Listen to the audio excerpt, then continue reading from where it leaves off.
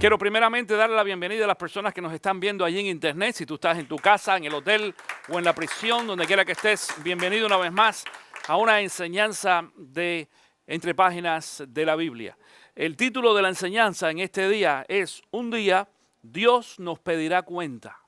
Un día Dios nos pedirá cuenta. Y como subtítulo decimos o preguntamos, ¿y tú qué vas a hacer?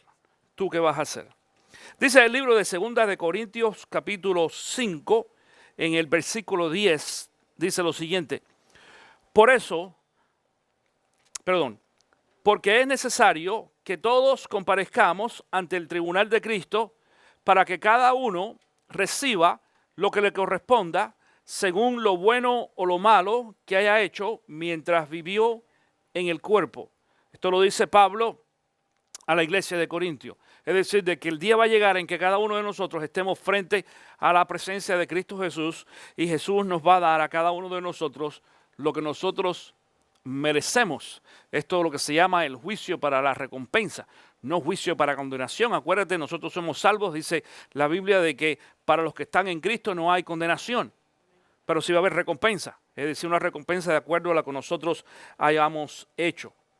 Sin embargo, es Jesús quien cuenta una historia en el libro de Mateo capítulo 25, y yo te invito a que vayas allí a ese texto bíblico, Mateo 25, comenzando en el capítulo 14, que quiero compartir con ustedes en el día de hoy.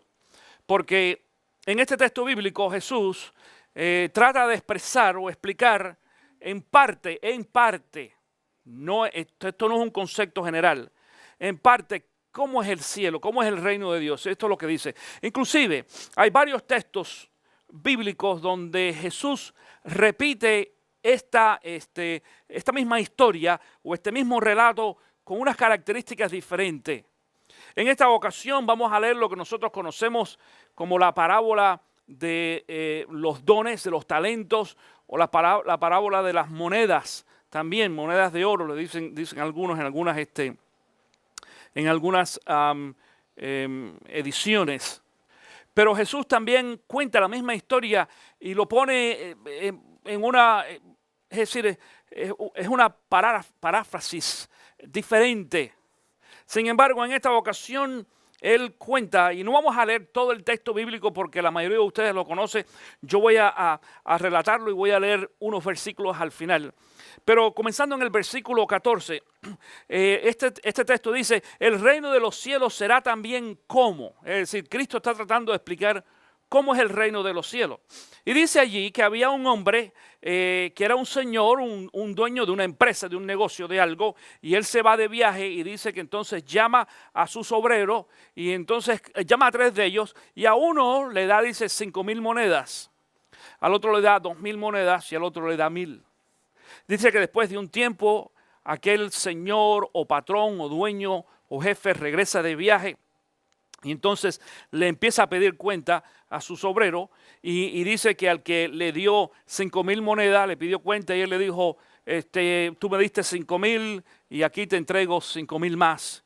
Y entonces el texto bíblico dice, por ejemplo en el versículo 21, su señor le respondió, hiciste bien, siervo bueno y fiel, en lo poco has sido fiel, te pondré a cargo de mucho más, ven a compartir la felicidad de tu señor. Dice la Reina Valera 1960, entra en el gozo de tu Señor. Esto es lo que dice la Reina Valera. Y digo esto, hago las dos menciones, yo uso la nueva versión internacional, pero hago la mención de la Reina Valera porque es la que más conocemos o se nos hace familiar. Sucedió lo mismo entonces con el otro hombre que tenía solamente 2,000 monedas. Y dice que él las invirtió y cuando vino el Señor, este hombre le dijo, tú me diste 2,000, aquí te devuelvo 2,000 más. Y le repite exactamente lo mismo. En el versículo 23 dice, su Señor le respondió, hiciste bien, siervo bueno y fiel. Fíjate que dice bueno y fiel. Atención con esas dos palabras. Dice, has sido fiel en lo poco, te pondré a cargo de mucho más. Ven a compartir la felicidad de tu Señor. Entra en el gozo de tu Señor otra vez, dice la Reina Valera 1960. Después llegó el que había recibido solo 1,000 monedas. Mira lo que dice ahora en el versículo 24. Y ahí sí voy a leer textualmente hasta el final. Dice, después llegó el que había recibido solo 1000 monedas. Señor, explicó, yo sabía que usted es un hombre duro, que cosecha donde no ha sembrado, que recoge donde no ha esparcido. Así que tuve miedo y fui y escondí su dinero en la tierra. Mire, aquí tiene lo que es suyo. Pero su señor le contestó, siervo malo y perezoso. Fíjate que es lo contrario al principio, es decir, el otro era bueno y fiel. Este es malo y perezoso. Malo, y cuando decimos perezoso, pudiéramos decir ¿qué otra palabra? Flojo, ¿qué más? Y negligente, vago. Tú pudieras poner ahí unas cuantas cosas más. Pero es malo. Siervo malo y perezoso. Así que sabías que cosecho donde no he sembrado y recojo donde no he esparcido, pues debías haber depositado mi dinero en el banco para que a mi regreso lo hubieran recibido con intereses. Dice, quítenle las 1000 monedas y dénsela a que tiene las 10,000. Atención con esto, porque este pasaje, este texto bíblico específicamente, el versículo 28, es un versículo que está en contra de lo que nosotros generalmente consideramos es justicia. Porque lo que nosotros pensamos que es justicia es darle a quien, al que tiene menos o al más necesitado. Eso es lo que se piensa, al más necesitado. El sistema de gobierno y de finanzas en el cual nosotros vivimos en estos momentos en los Estados Unidos no piensa así. Porque este texto bíblico dice, quítenle las 1000 monedas y désenla al que tiene las 10,000. Es decir, no al que tiene menos, sino al que tiene más. Curioso. Dice aquí el que tiene 10,000, porque al principio ese hombre no tenía 10,000. ¿Cuánto tenía? 5. Pero como invirtió las que tenía, entonces Dios les dio 5,000 más. Él invirtió 5, recibió 5, y su Señor no viene a pedirle o a quitarle esas 5 que ganó o las 5 que les dio, sino se las deja todas. Curioso esto. Le deja las 10,000 y encima de eso le da 1000 más ahora de recompensa que le quitó al otro. Versículo 29. Dice, porque todo el que tiene se le dará más y tendrá en abundancia. Al que no tiene se le quitará hasta lo que tiene. Y a ese siervo inútil échenlo fuera a la oscuridad, donde habrá llanto y rechinar de dientes. Dice otra vez la versión Reina Valera 1960 en ese texto bíblico, y al siervo inútil echarle en las tinieblas de afuera, allí será el lloro y el crujir de dientes. Ahora, en esta mañana queremos hacer un enfoque cuidadoso de este texto bíblico, porque en algunas ocasiones escuchamos a algunas personas enseñar sobre este texto bíblico incorrectamente.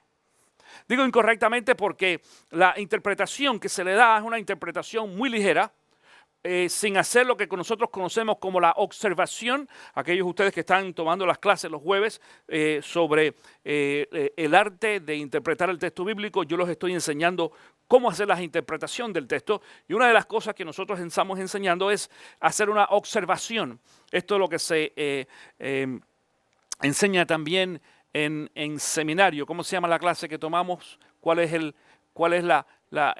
nombre, diríamos, de la asignatura? No homilética.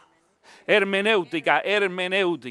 Homilética ya lo hicimos anteriormente, ahora es hermenéutica. Hermenéutica, que es el arte de interpretar un texto bíblico. Y lo primero que se nos enseña ahí es hacer una observación, observar el texto. Cuando no es mirarlo, es observarlo, es profundizar en lo que el texto bíblico nos dice, que nosotros podamos hacer algunas comparaciones. Ahora, primero quiero compartir contigo en esta mañana, aquellos de ustedes que no están tomando esta clase, pudieras tomar nota.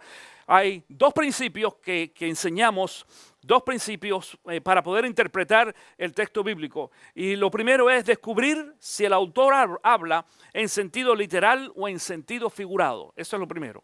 Descubrir si el autor habla en sentido literal o en sentido figurado. Y número dos, descubrir qué dice o qué no dice el texto.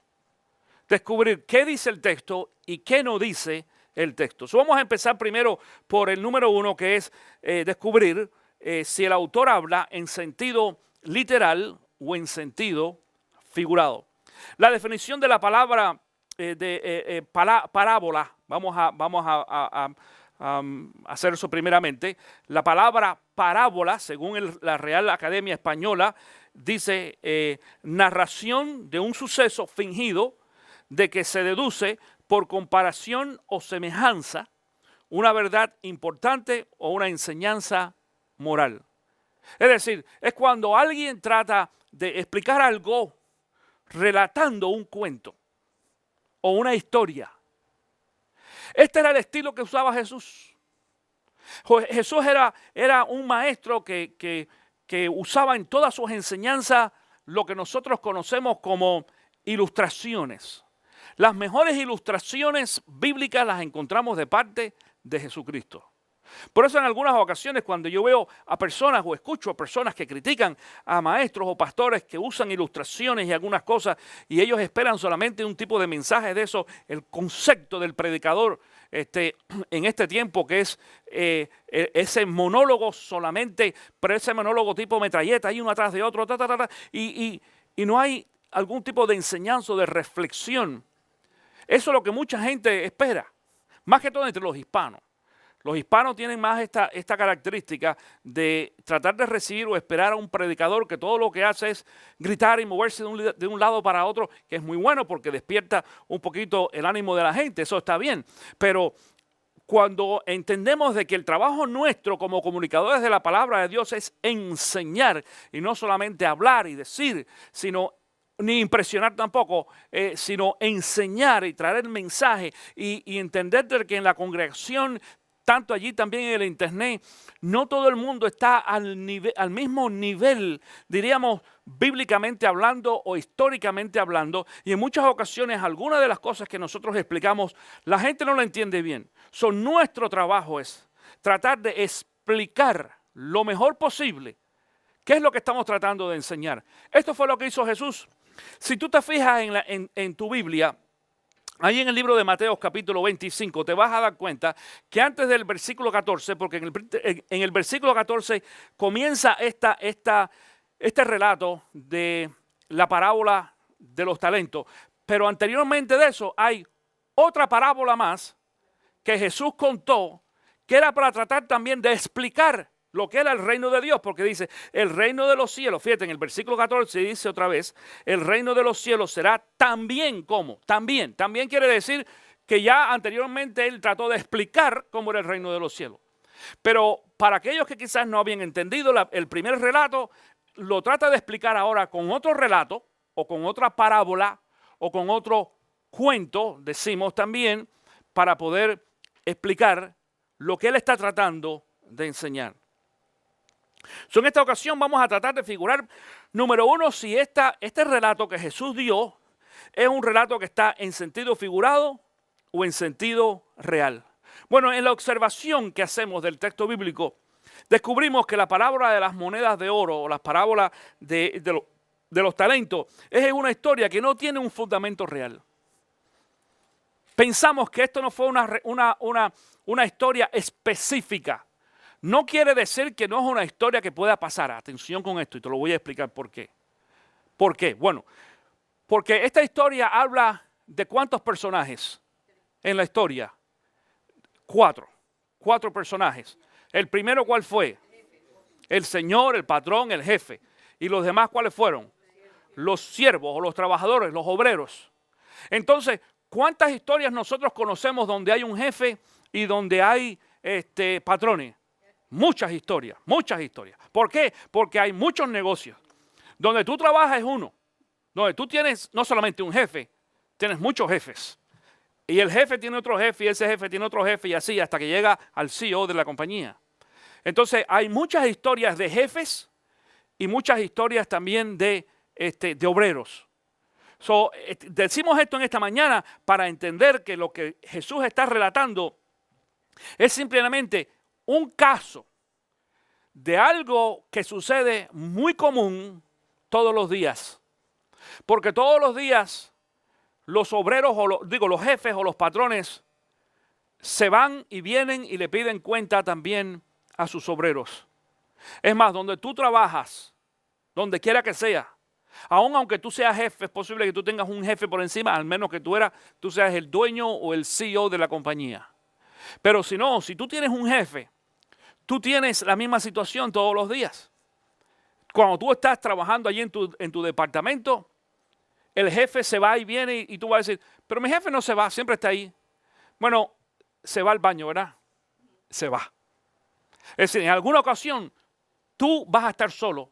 Y cuando él venga y regrese otra vez, tanto que se fue de vacaciones, o salió un día a una reunión, o fue al baño y vino, te va a pedir cuenta.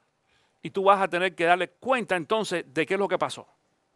Porque eso lo hace cualquier jefe. Que de pronto sale de la oficina y regresa y la gente dice, ¿alguna novedad? Eso es lo que se dice comúnmente en español, ¿verdad? En español se dice, ¿alguna novedad? En inglés hay muchas formas. What's up? What's up? ¿Algo pasó? No, nada, está todo bien. Ah, qué bueno. Entonces damos un reporte de lo que sucedió. Pero esto es un caso que pasa todos los días.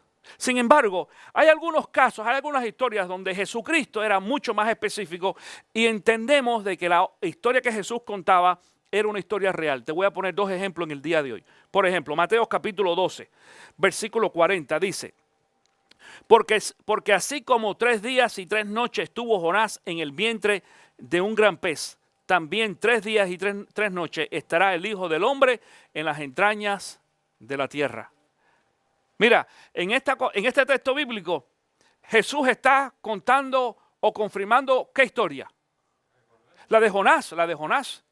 Si tú no sabes, hay mucha gente que piensa que la historia de Jonás es un mito, que eso nunca pasó, nunca existió. Sin embargo, en esta ocasión, Jesucristo, hace 2000 años atrás, está confirmando que él conocía esa historia. Dice, de la misma forma que Jonás estuvo en la ballena, en el vientre de la ballena, 3 días y 3 noches, así voy a estar el Hijo del Hombre, es decir, así voy a estar yo.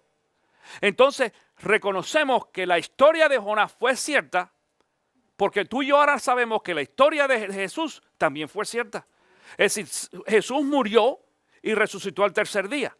Y si Jesús dice que de la misma forma que Jonás estuvo en el vientre de la ballena, él va a estar también durante 3 días y 3 noches muerto.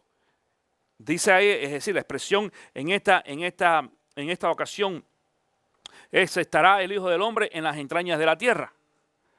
Eso quiere decir, cuidado, teológicamente, lo he explicado anteriormente, no vamos a entrar dentro de esa explicación en este día, pero además de haber estado muerto físicamente, dice que Cristo Jesús bajó hasta lo más bajo y después en otra ocasión a los que no estuvieron en esa enseñanza lo explicaré. Ahora bien, este texto bíblico confirma de que cuando Jesús habla de Jonás, está hablando de un texto, de una historia real que sucedió. Una de las características es que en esta ocasión no solamente Jesús se refiere a un evento que pasó, sino da también nombres. Dice Jonás, habla de Jonás. En la primera historia, en Mateo 25, él no da el nombre ni del patrón, ni del jefe, ni de los obreros, de nadie. Simplemente un señor o un jefe, un patrón y 3 obreros. Tres empleados o sirvientes. Punto, nada más. Por eso es una historia muy general. El segundo ejemplo que te quiero poner en este día está en Lucas capítulo 16. Lucas 16, del 19 al 31, nos cuenta una historia, pero yo solamente voy a usar un solo texto bíblico, que es el 19. Dice, había un hombre rico que se vestía lujosamente y daba espléndidos banquetes todos los días. A la puerta de su casa se sentaba un mendigo, ¿qué dice? ¿Qué más dice el resto de la historia? Que se llamaba Lázaro, correcto, llamado Lázaro. Te das cuenta de que en este texto bíblico otra vez Jesús está dando el nombre a uno de ellos, Lázaro. ¿Y por qué no da el rico? No sabemos por qué, pero sí da el nombre de Lázaro. Y cuando Jesús habla de Lázaro y el rico, habla de una historia real, de un hombre rico que murió y había un hombre pobre que se sentaba a la puerta de su casa a mendigar allí, a pedir, y cuando estos 2 hombres se fueron al cielo, dice de que uno se fue al cielo, ¿quién fue? Lázaro, y el otro no se fue al cielo, se fue al infierno literalmente, porque no tenía una relación con Dios.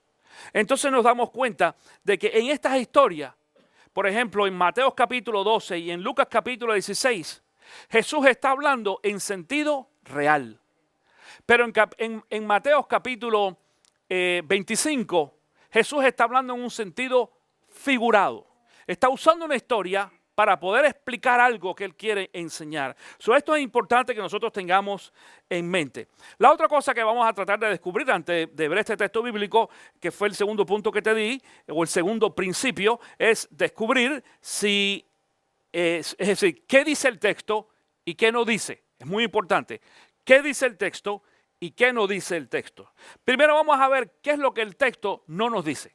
Escuchen esto, ¿qué no nos dice? Vamos a ver primeramente qué no dice el texto. Para eso tenemos que entender, porque el texto bíblico habla de gozo, ¿ok?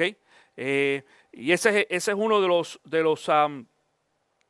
textos, de los versículos en esa historia que más nos confunde. La historia habla del reino de los cielos, habla de entra en el gozo de tu Señor, eso de acuerdo al texto, al versículo, es decir, a la Reina Valera 1960, y también dice otra cosa, habla del siervo inútil, dice echarlo fuera, dice allí será el lloro de crujir de dientes, es decir, habla de el lloro y el crujir de dientes según la versión 1960. Esas son algunas de las cosas, de las frases que en algunas ocasiones nos causan un poquito de problema. Pero vamos a enfocarnos primero en una frase, que es la frase del gozo, cuando dice, entra en el gozo de tu Señor. Porque este es un texto bíblico que yo he visto que se usa muy, muy comúnmente por ejemplo, en los funerales. Cuando una persona se muere. Este es un texto bíblico para muchas personas preferidas. Y entonces dice allí, como dice el texto bíblico, siervo bueno y fiel, en lo poco has sido fiel, en lo mucho te pondré. Dice, entra en el gozo de tu Señor. Y entonces la relación que se hace de este texto es entrar en el cielo. Es decir, cuando uno entra en el cielo, ¿a qué se refiere? Si yo entro en el cielo, ¿qué quiere decir que soy? Salvación, es decir, que soy salvo, correcto, que soy salvo. Sin embargo, mi querido hermano, este texto no habla de salvación absolutamente nada. Esto no tiene nada que ver con la salvación. No tiene que ver con entrar al cielo. Eso es algo incorrecto. Cuando tú escuches a alguien que usa este texto bíblico para justificar la entrada de una persona al cielo, es una tremendísima equivocación. Y te voy a explicar por qué. Vamos a hablar de la palabra gozo, que es la palabra clave allí en uno de esos versículos. Vamos a ver primeramente qué cosa no es el gozo. ¿Qué no es el gozo? El gozo no es un lugar físico. Tú puedes apuntar allí. El gozo no es un lugar físico. Y el gozo tampoco es una condición. Cuando hablamos de condición, por ejemplo, salvo y perdido es una condición. Cielo, infierno es un lugar físico. Lugar físico es cielo o infierno. Condición es salvo o perdido. El gozo no es ninguna de esas dos cosas. Ni es un lugar físico, ni es una condición. Entonces la pregunta es, ¿qué cosa es el gozo? Bueno, el gozo es una emoción. La emoción pertenece a los sentimientos. El gozo es una emoción. Tú te estás o gozoso o estás triste. Es más, para el creyente, atención con esto, para el creyente el gozo es más que la alegría. Porque todos nosotros estamos hasta cierto punto alegres por muchas cosas. Pero el gozo supera la alegría. ¿Por qué? La alegría está basada en las cosas materiales. O que las cosas nos vayan bien. Si tengo salud, si tengo dinero, si tengo trabajo, si tengo una familia, si tengo amigos, entonces voy a estar alegre. Pero el gozo es ese sentimiento que el cristiano siente. El que no es cristiano no lo puede experimentar. El sentimiento que el cristiano siente aún cuando no tiene nada. Aún cuando no hay salud, cuando no hay dinero, cuando no hay trabajo, hay gozo. Y dice en mi alma, así dice un corito, gozo en mi alma, claro. Entonces, el gozo es un sentimiento que tú y yo podemos expresar. Fíjate si es así, que me agrada mucho como la Nueva Internacional, Dice, por ejemplo, cuando en ese texto bíblico dice, ven a compartir la felicidad de tu Señor. La Reina Valera dice, entra en el gozo de tu Señor. Pero en el otro texto bíblico, es decir, en la otra versión, en la versión nueva o la nueva versión internacional, dice, ven a compartir la felicidad de tu Señor. ¿Por qué? Porque la nueva versión internacional lo que trata específicamente es hacer el lenguaje mucho más fácil para que la gente que no conoce el texto bíblico entienda. En realidad no es entrar a ningún lugar, es estar dentro del sentimiento de esa persona. Es cuando tú le dices a tu hijo, porque tu hijo se portó bien, hijo, yo quiero que tú seas partícipe de mi felicidad.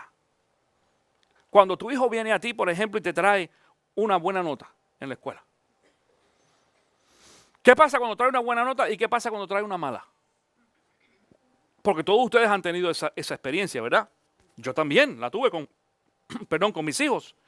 Cuando mis hijos eran pequeños y me traían una nota mala, pero cuando traían una nota buena, nosotros los papás hay veces que nos ponemos más contentos que los muchachos. ¿No te has fijado? Porque los muchachos, mira, pasé, aquí está mi reporte. Pero cuando nosotros los papás leemos el reporte de aquellos muchachos y nos damos cuenta de que el joven sacó buena nota, nos da orgullo y nos ponemos contentos. Y en algunas ocasiones inclusive festejamos al muchacho también por haber sacado una buena nota. Es una cuestión, otra vez decimos, de sentimiento o de emoción. Ahora, ¿por qué este texto no se refiere a salvación? Te lo voy a explicar ahora. No se refiere a salvación porque, mi querido hermano, nadie entra al cielo por propios méritos. Si yo tengo que aceptar que la parábola de los talentos se refiere a salvación y entrar al cielo, quiere decir que entonces el hecho de que tú y yo hagamos las cosas bien nos va a dar entrada al cielo. Pero esto no es lo que la palabra nos enseña. A nosotros la Biblia nos enseña de que somos salvos ¿por qué cosa? Por gracias a través de la fe. Eso es lo que dice el libro de Efesios capítulo 2. Efesios 2, 8 y 9 dice, porque por gracia ustedes han sido salvos mediante la fe. Esto poder no procede de ustedes, sino que es, dice, don de Dios. No por obras, para que nadie dice se jacte o se gloríe, para que nadie crea, se sienta mejor que otros, para que nadie diga, yo estoy aquí porque yo lo hice, yo lo logré. En realidad todos nosotros sabemos, porque la Biblia nos dice, de que, mira, aún hay un texto bíblico que dice que el día va a llegar en que vamos a decir, siervos inútiles somos. Dice así Pablo, porque no hemos hecho otra cosa que lo que tendríamos que haber hecho. Es decir, si algo bueno hicimos, no fue otra cosa que lo que teníamos que hacer. Es decir, son cosas ordinarias, no son extraordinarias, no lo son. Por muy bueno que nosotros podamos ser. Sin embargo, la palabra nos enseña a nosotros de que nuestra entrada al cielo es por gracia a través de la fe. No es por obra. No es porque Dios me haya dado a mí un talento y yo lo haya invertido y entonces eso me dé a mí la entrada al cielo. Por eso hay que tener mucho cuidado cuando escuchamos este tipo de enseñanza y algunas personas mezclan la entrada al cielo con este texto bíblico, es decir, o usan este texto bíblico para justificar la entrada al cielo de una persona, de un creyente que haya muerto en Cristo Jesús. Y sí, hay veces que ponemos una serie de palabras juntas y parecen muy bonitas, y más que todo si la persona no tiene control o conocimiento del texto bíblico, entonces, wow, qué bonito está eso. Y qué bueno fue este hermano. Y el hermano que se fue al cielo porque es bueno y porque fue cristiano y porque fue buen padre y buen hijo y toda una serie de cosas. Eso suena muy bonito, pero no es bíblico, no es real. Entonces, ¿por qué dice la Biblia? Porque eso es otra pregunta que nos vamos a hacer. Entonces, ¿por qué dice la Biblia? Allí ese texto bíblico, siervo inútil, echarle a las tinieblas de afuera. Allí será el lloro y el crujir de dientes. Bueno, es cierto que este texto bíblico tiene 2 o 3 menciones difíciles, ya te dije. Una de ellas es la cuestión del gozo. Porque cuando hablamos de entra al gozo de tu Señor, eso nos hace pensar. El otro es esto de que dice de que al siervo que es infiel, dice echarle en las tinieblas de afuera, dice allí será el lloro y el crujir de dientes. Bueno, lo que sucede es de que cuando hablamos de lloro y crujir de dientes, también lo referimos con el infierno. Hay al menos un texto bíblico que hace una referencia sobre esta misma frase y se refiere al infierno. Es cierto que en el infierno también va a haber lloros y crujir de dientes. Pero déjame decirte una cosa, mi querido hermano. Esta era una frase que entre los judíos era muy común.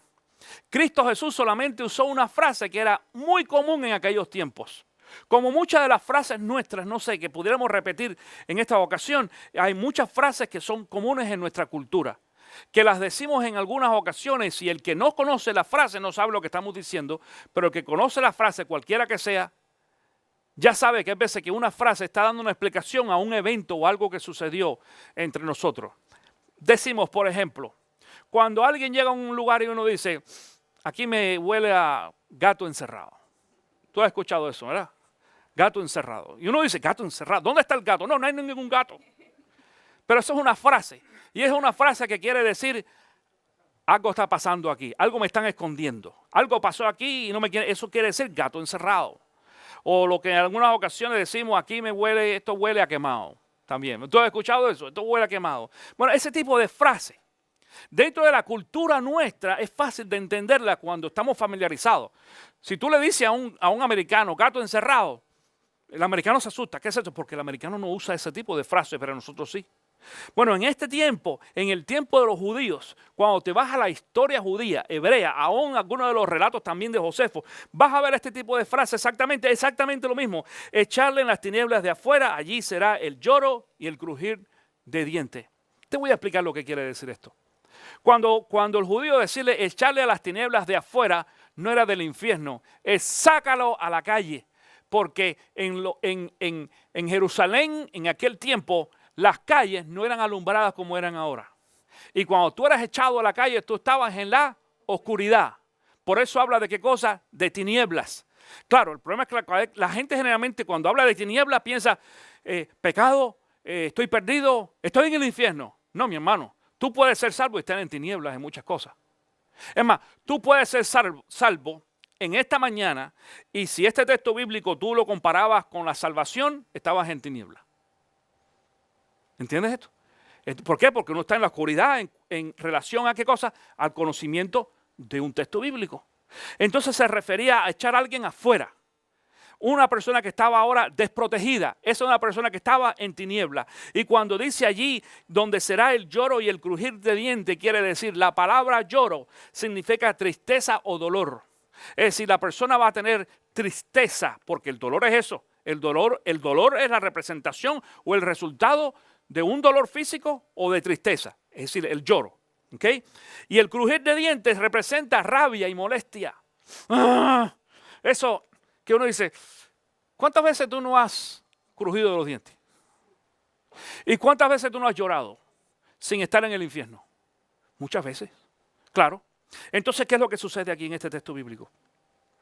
Lo que nos está tratando de decir Jesús es de que aquellas personas a las cuales Dios, atención con esto, a las cuales Dios le ha dado oportunidades, dinero, tiempo y muchas cosas más y no las han aprovechado correctamente, algún día se van a arrepentir. Esto es lo que se refiere, yo he hablado sobre esto anteriormente, de las 3 T's. 3 T's, T, de una palabra, la letra T.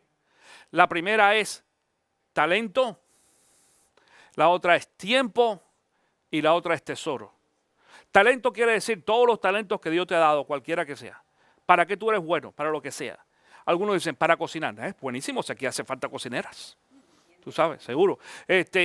Para limpiar, hace falta limpiar. Para pintar o cambiar bombillos, en un electricista, carpintero, buenísimo, qué bueno que Dios te ese talento. Ponlo al servicio del Señor también en la iglesia y en otras cosas. Nos hace falta. Por ejemplo, miren, déjeme decirle algo, y esto me acaba de venir a la mente ahora, al pastor Manuel Morales en Nicaragua, que es la iglesia que nosotros estamos auspiciando allí, y Manuel es nuestro misionero en ese país. Le acaban de dar el permiso, ahora hace unos días, para la reconstrucción del templo. Aquellos de ustedes se acuerdan que yo le había dicho de que ellos habían conseguido una casita, pero la casita no tiene techo, porque cuando empezaron a arreglar el gobierno les quitó el permiso. Bueno, ahora les acaban de dar el permiso para poder arreglar ese lugar. Y necesitan $6,000. Con $6,000 ellos van a tener un templo. Ojalá nosotros aquí pudiéramos tener un templo con $6,000, ¿verdad, Luis? Qué bueno sería con 6,000. Pero allá sí, porque es mucho más económico. Vamos a orar a ver de qué forma nosotros podemos ayudarles. Pero también pudiéramos ayudar mucho en que aquellos que tienen algunos dones de carpinteros y de electricistas y de algo más, pudiéramos quizás viajar allá 2 o 3 días, 4 o una semana y ayudarles a reparar aquel lugar. Sería buenísimo, entre otras cosas. Y si no, usa tu talento aquí. La otra cosa es el tiempo. El tiempo quiere decir cuánto tiempo tú le dedicas a Dios. Y algunos dicen, pastor, yo vengo los domingos, vengo los jueves. No, pero eso no es así. Porque la palabra nos enseña a nosotros que nosotros debemos de ser ¿qué cosa? Debemos de las cosas que Dios nos da, debemos ¿qué cosa? Hacer. Ser agradecidos es una. ¿Y cuál es la otra? Compartir, pero cuando hablamos de compartir con Dios, ¿cómo se llama eso? Dar, ¿qué? Diezmo. Diezmar, mi hermano. Diezmar, no, eso es lo que la gente piensa, que eso es el tesoro. No. Nosotros tenemos, el problema es que mucha gente piensa que si yo doy mi diezmo ya cumplí. Pero la Biblia nos enseña a nosotros a dar el diezmo de todo lo que nosotros tenemos. Es decir, de nuestro talento, de nuestro tiempo y de nuestro tesoro. Mi pregunta es, ¿qué tiempo al día tú lees tu palabra o tú oras? ¿Qué tiempo al día tú estás en contacto con Dios? ¿Tú no has pensado nunca eso? Porque mucha gente piensa de que por venir el domingo o el jueves quizás a la iglesia es suficiente. Por eso la insistencia mía, mi querido hermano, tú necesitas traer tu Biblia los domingos y necesitas tener una en casa. Si tú la traes, quiere decir de que tú estás en contacto, y cuando empiezas a estar en contacto con la palabra de Dios en casa, te vas a dar cuenta que tienes más necesidad y más hambre, y uno empieza entonces a compartir, a buscar más, y ahí es donde empieza el crecimiento de la persona en relación a lo espiritual. Entonces estamos hablando de, otra vez, talento, tiempo, y el otro ¿qué cosa es? El tesoro. El tesoro sí quiere decir entonces nuestro dinero. O no solamente nuestro dinero, nuestras posesiones materiales, cualquiera que sea. Porque a lo mejor algunos de ustedes, por ejemplo, aquellos que tienen carro, que la mayoría tienen un carro aquí. ¿Y tú cómo estás usando ese carro en favor del Señor? Si te lo dio Dios. Y Dios encima de eso, porque algunos dicen, no, pastor, pero lo estoy pagando. Sí, lo estás pagando, pero Dios te está dando la plata. No, la plata la consigo yo en mi trabajo, el dinero yo lo consigo. No, pero Dios te dio el trabajo. No, yo lo busqué. Pero Dios te ayudó a encontrarlo. Y encima de eso te dio salud y te da vida todos los días para que puedas ir a trabajar. Pero la persona rebelde dice, no, Dios no, yo. Y estamos en la misma situación. Pero cuando reconocemos que todas esas cosas nos las da Dios, entendemos entonces, el carro también me lo dio Dios. Por un ejemplo, poner un ejemplo. ¿Y tú cómo estás poniendo tu carro al servicio del Señor? Y dicen algunos, bueno, pastor, yo vengo en mi carro a la iglesia. No, por eso vienes tú. Pero ¿y qué más? ¿Cuántas personas no hay que tú conoces que no tienen carro? ¿Qué tal si tú llamas a uno de esos amigos o a alguna persona en la iglesia que a lo mejor no puede estar aquí porque no tiene un carro y dice, hermano, yo te voy a ir a recoger el domingo y te voy a llevar a tu casa? Déjeme decirle que este es un ministerio tremendísimo y yo conozco personas que se dedican a hacer ese ministerio fielmente, a llevar y traer personas que no tienen carro, no a los que tienen, no, a los que no tienen, a personas que están necesitadas, personas realmente necesitadas, generalmente personas mayores, que uno va y los recoge y lo trae con un gusto tremendísimo. Yo estaba conversando con unos hermanos aquí en la iglesia americana que están haciendo eso con un par de personas adultas mayores que viven en las fincas, hasta fuera de la ciudad, y van y los recogen y dicen, pastor, yo llevo años haciendo eso. Todos los domingos voy y recojo a esta señora o a esta persona y lo traigo a la iglesia y la regreso a su casa otra vez. Y déjeme decir una cosa, mi querido hermano, cuando tú pones tus cosas al servicio del Señor, te vas a sorprender. Escúchame bien, te vas a sorprender que te va a pasar igual que le pasó al pueblo hebreo. Dice la Biblia que el pueblo hebreo estuvo en el desierto durante 40 años. Y dice de que las suelas de sus zapatos no se gastaron. Eso dice la Biblia. Mira, cuando tú pones tu carro, por poner un ejemplo, cuando tú pones tu carro al servicio del Señor, el Señor va a cuidar. Tú también tienes que hacerlo, ¿eh? No vayas a decir, no, que el Señor, yo no lo voy a, ni le echo gasolina ni aceite. No, tú tienes que cuidar tu carro. Pero el Señor va a poner su parte extra, va a añadir su parte extra para que tu carro no se descomponga. Si tú eres de los que tienes un carro descompuesto de vez en cuando, yo te animo solamente a que tú hagas eso. Dice, Señor, yo voy a poner mi carro al servicio tuyo, voy a buscar a alguien que tenga necesidad y lo voy a traer a la iglesia los domingos. Prueba para que tú veas lo que pasa. Cuando nosotros ponemos al servicio del Señor las cosas que Dios nos ha dado a nosotros y las invertimos, entonces Dios empieza a hacer tremendísimas cosas entre nosotros. A eso se refiere ese texto bíblico. Ese texto bíblico no se refiere a salvación. Si tú conoces a Cristo Jesús, ya tú eres salvo. Si tú le entregaste tu vida a Cristo, ya la sangre de Cristo Jesús te redimió de los pecados y te limpió para siempre. Ya tú tienes la entrada al cielo garantizada. No vas a entrar al cielo por buenas obras, pero por las buenas obras y las buenas cosas que vas a hacer y por haber invertido lo que Dios te ha dado correctamente, y otra vez decimos el talento, el tiempo y el dinero que Dios te ha dado, entonces Dios un día va a venir a pedirte cuenta, y cuando te pida cuenta y tú le rindas cuentas a Dios y le muestres a Dios de que en realidad tú has hecho lo correcto, porque otra vez ese momento va a llegar, y eso fue lo que leímos al principio allí en 2 de Corintios capítulo 5 versículo 10, ¿ok? Que dice ese texto, otra vez lo voy a repetir, 2 de Corintios 5:10, porque es necesario que todos comparezcamos ante el tribunal de Cristo para que cada uno reciba lo que le corresponda, según lo bueno o lo malo que haya hecho mientras vivió en el cuerpo. El día que lleguemos delante de la presencia del Señor y cada uno de nosotros, Dios nos pida cuenta y le rindamos cuenta y hayamos hecho lo correcto, entonces vamos a ser recompensados. Y recompensados grandemente, porque dice la palabra también, y con esto concluyo en esta mañana, en Hebreos 6:10. Dice Hebreos 6:10, porque Dios no es injusto, atención con esto, Dios no es injusto, como para olvidarse de las obras del amor que para su gloria ustedes han mostrado sirviendo a los santos como lo siguen haciendo. Es decir, cuando tú haces buenas obras, cosas buenas que bendice al reino de Dios, dice la Biblia que Dios no se olvida de eso. Y Dios te va a recompensar. Y Dios va a depositar en ti cada una de las cosas que tú necesitas y cada una de las cosas que tú quieres. Dios te las va a dar, pero te las va a dar con la condición de que tú puedas invertirlas para el reino de Dios. Porque un día, mi querido hermano, un día, Dios nos va a pedir cuenta a cada uno de nosotros de las cosas que nosotros hemos recibido.